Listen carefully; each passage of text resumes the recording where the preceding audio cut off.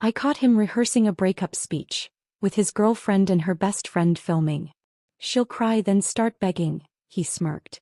She'll say she can't live without me, probably promise to change. She'll say she'll do anything, just don't leave. He talked. I listened. Then I slid an envelope across the table, signed, sealed and witnessed. His smile faded fast. The camera caught it all as he opened it, and realized just how badly he'd underestimated me. I never planned to be early that day. Traffic on the interstate had been suspiciously light, and the lunch meeting with our potential investors wrapped up 40 minutes ahead of schedule. Walking through the quiet back entrance of our office building, I was already mentally rehearsing my exciting update for Colton. The Richardson deal was practically secured, just one more signature needed. After 3 years of brutal work weeks and financial gambles, we were finally about to break through. Before we continue, I want to take a moment to thank you for joining me on this journey of betrayal and reclamation. If you've ever felt underestimated or overlooked, this story might resonate deeply with you. Consider subscribing.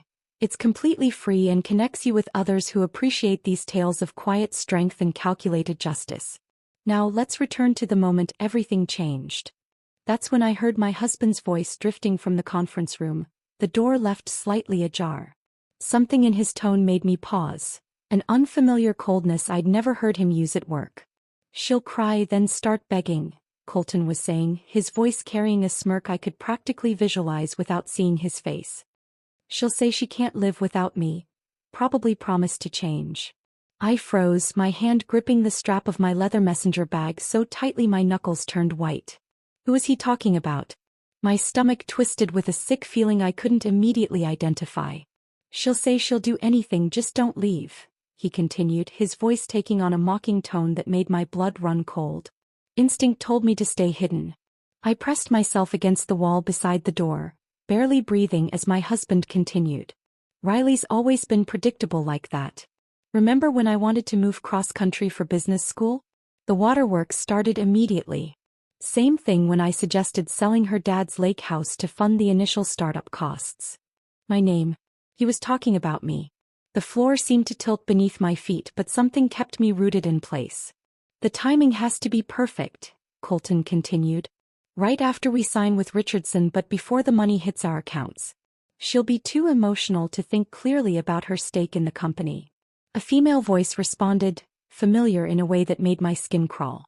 And you're sure the prenup covers this scenario? Lydia. Our company's marketing director. The woman Colton had insisted we hire despite her limited experience. The woman who'd been spending late nights at the office with my husband while I traveled to secure the Richardson deal. Positive, Colton replied with casual confidence. When we got married, Riley was just the grieving daughter with a fat inheritance check. She had no idea what we were building. The prenup protects my business ventures. That's the exact wording. Her father's money was just the seed capital. My father had died just 6 months before I met Colton. The pain was still raw when he proposed a year later. Dad's insurance policy and the sale of his construction business had left me with nearly $2 million. Money I'd planned to invest carefully over decades. Instead, I'd invested it all in Colton's vision. In our vision, or so I'd thought.